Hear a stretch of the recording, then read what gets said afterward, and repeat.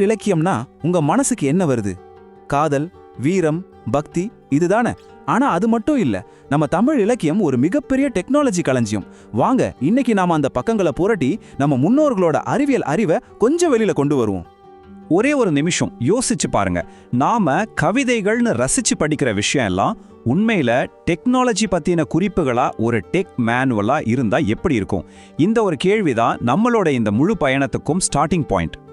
ஆமாங்க, பழைய தமிழ் நூல்கள்லாம் வெறும் எழுத்துக்கள் கிடையாது. அதெல்லாம் ஒரு டைம் கேப்சூல் மாதிரி. ஒரு பெரிய நாகரிகத்தோட சயின்ஸ் மற்றும் இன்ஜினியரிங் திறமையை அப்படியே ரெக்கார்ட் பண்ணி வச்சிருக்கு. சரி வாங்க, இந்த ஆச்சரியமான உலகத்துக்குள்ள முழுசா இறங்கி பார்ப்போம். நம்மளோட ஃபர்ஸ்ட் ஸ்டாப் சங்க காலம். கிட்டத்தட்ட 2000 வருஷத்துக்கு முன்னாடி. அப்போ டெக்னாலஜியோட ஒரே ஒரு நோக்கம்தான், மக்கள் நல்லா வாழணும், வளம் பெருகணும். சிம்பிளா சொன்னா சர்வைவல். புராணங்களும் கட்டுக்கதைகளும் நிறைஞ்ச ஒரு காலத்துல மணல் மேல ஒரு அணைய கட்டினாங்கன்னு சொன்னா நம்புவீங்களா? கேட்கவே ஏதோ சினிமா கதை மாதிரி இருக்குல்ல. ஆனா இது நடந்தது. 2000 இது சும்மா ஒரு நம்பர் இல்ல, இதுதான் கல்லணையோட வயசு. 2000 வருஷமா அந்த அணை அப்படியே நின்னு காவிரியோட சீற்றத்தை தடுத்து இன்னைக்கும் டெல்டா விவசாயிகளோட வாழ்க்கைய வளமாக்கிட்டு இருக்கு. யோசிச்சு பாருங்க, என்ன ஒரு விஷன். இதுக்கு பின்னாடி இருந்த ஒரு பிரில்லியன்ட் டெக்னாலஜி தான் குமிழி தும்பு. இது ரொம்ப சிம்பிளான ஆனா செம்ம புத்திசாலித்தனமான ஐடியா. ஏரியோட அடியிலிருந்து தண்ணியை வெளியே அனுப்புற ஒரு சிஸ்டம். அப்படி தண்ணி வெளியே போகும்போது கூடவே அடியில தங்கியிருக்கிற சேறு, வண்டல் மண்ணு எல்லாமே வெளியே போயிடும். இதனால ஏரியோட கொள்ளளவு எப்போதுமே குறையாது. எவ்வளவு சூப்பரான டிசைன் பாருங்க. ஸோ கரிகாலன் கட்டின இந்த இன்ஜினியரிங் அற்புதம் அன்னைக்கு மட்டும் இல்லை, இன்னைக்கு வரைக்கும் விவசாயிகளை காப்பாத்திட்டு இருக்கு. இதுதாங்க ஒரு டெக்னாலஜியோட உண்மையான வெற்றி. சரி, வாட்டர் மேனேஜ்மெண்ட்ல இருந்தே இப்ப மெடிக்கல் ஃபீல்டுக்கு வருவோம். 10 ஒரு வரி வருது, நெடுவசி பறந்த வடு. இதுக்கு என்ன அர்த்தம் தெரியுமா? 4ல காயம் பட்ட ஒரு வீரனோட மார்புல ஊசியால தையல் போட்ட தழும்ப இது சொல்லுது. ஆமாங்க, 2000 வருஷத்துக்கு முன்னாடியே சர்ஜரிக்கு போற தையல் இருந்திருக்கு.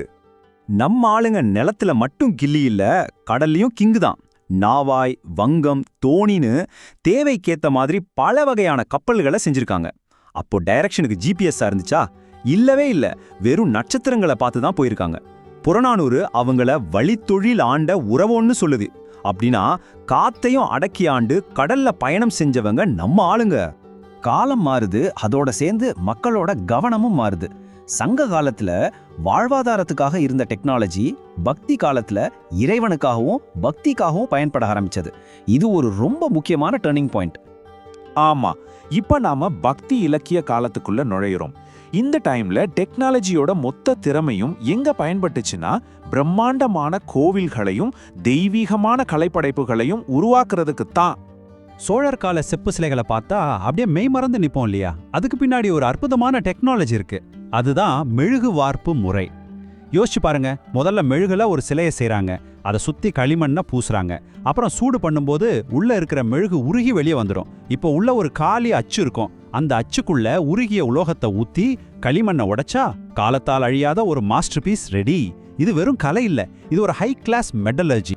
கோயில் கட்டுறதுன்னா சும்மா கல்ல அடுக்கிறது மட்டும் இல்லைங்க, அது சவுண்ட் இன்ஜினியரிங் சம்பந்தப்பட்டது. ஓதுவார்கள் பாடும்போது அந்த சத்தம் எதிரொலிக்காம கிறிஸ்டல் கிளியரா கேட்கணுன்றதுக்காகவே கட்டிடங்களை ஒளிநுட்ப துல்லியத்தோட டிசைன் பண்ணிருக்காங்க. இது சிவில் இன்ஜினியரிங்கோட அக்கூஸ்டிக் இன்ஜினியரிங்கும் சேர்த்த ஒரு பெரிய சாதனை. பக்திக்கும் வானவியலுக்கும் என்ன சம்பந்தம்னு யோசிக்கிறீங்களா? நிறைய சம்பந்தம் இருக்கு. திருஞான சம்பந்தரோட கோளறு பதிகம் அப்பவே 9 கோள்களோட இறக்கத்தை பத்தி பேசுது. நம்ம கோயில் திருவிழாக்கள் கூட சும்மா ஏதோ ஒரு தேதியில வைக்கல, 12 மாசங்களோட வானியல் சுழற்சியை வச்சு ரொம்ப துல்லியமா கணிச்சு தான் வச்சிருக்காங்க. அப்படின்னா இறை வழிபாடும் பிரபஞ்ச அறிவியலும் ஒன்னோட ஒன்னு பின்னி பிணைஞ்சிருக்கு. சரி, இப்ப அப்படியே ஃபாஸ்ட் ஃபார்வர்ட் பண்ணி நம்ம காலத்துக்கு வருவோம். இன்னைக்கு டெக்னாலஜிங்கிறது வெறும் ஒரு கருவி இல்ல, அதுவே ஒரு கேரக்டரா மாறி நம்ம வாழ்க்கையை நேரடியா பாதிக்குது. நம்ம இலக்கியமும் அதை தான் கரெக்டா பிரதிபலிக்குது. இலக்கியம் ஒரு கால கண்ணாடின்னு சொல்லுவாங்க. அது எவ்வளவு உண்மை பாருங்க. 70களில் சுஜாதா செயற்கை நுண்ணறிவை பத்தி எழுதி எதிர்காலத்தை காட்டினாரு. 2000ல் ஐடி லைஃப், சாஃப்ட்வேர் இண்டஸ்ட்ரின்னு கதைகள் வந்துச்சு. இப்ப என்னடானா டெக்னாலஜியால இயற்கைக்கு வர்ற பாதிப்பை பத்தி சூழலியல் இலக்கியங்கள் பேசுது. பாத்தீங்களா, நம்ம கருவிகள் மாற மாற நம்ம கதைகளும் எப்படி மாறுதுன்னு. இந்த இடத்துல எழுத்தாளர் சுஜாதாவை பத்தி நம்ம பேசியே ஆகணும். இன்னைக்கு உலகம் பூரா ஆர்டிஃபிஷியல் இன்டெலிஜென்ஸ் ஒரு பெரிய டாபிக். ஆனா பல வருஷத்துக்கு முன்னாடியே எண்ணினிய இயந்திர மாதிரி நாவல்கள்ல ரோபோக்களையும் ஏஐயையும் தமிழ் வாசகர்களுக்கு அறிமுகப்படுத்தின ஒரு பெரிய தீர்க்கதரிசி அவரு. ஆனா டெக்னாலஜியோட தாக்கம் கதையோட உள்ளடக்கத்தோட மட்டும் நிக்கல, அது இலக்கியத்தோட வடிவத்தையே மாத்தி அமைச்சிருச்சு.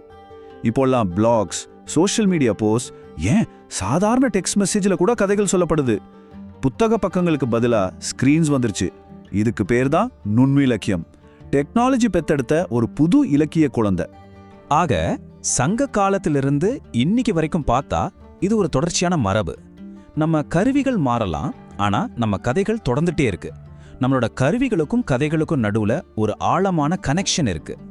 சுருக்கமா சொல்லணும்னா சங்க காலத்துல இலக்கியம்ங்கிறது நடைமுறை கண்டுபிடிப்புகளோட ஒரு ரெக்கார்டா இருந்துச்சு.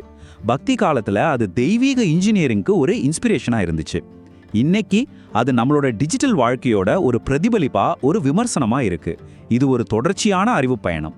கடைசியா இந்த ஒரு கேள்வியோட உங்களை நான் யோசிக்க வைக்கிறேன். எதிர்காலத்துல ஆர்டிஃபிஷியல் இன்டெலிஜென்ஸே நாவல் எழுத ஆரம்பிக்கும்போது நாம உருவாக்குன அந்த டெக்னாலஜி நம்மளை பத்தி என்ன கதைகளை சொல்லும்?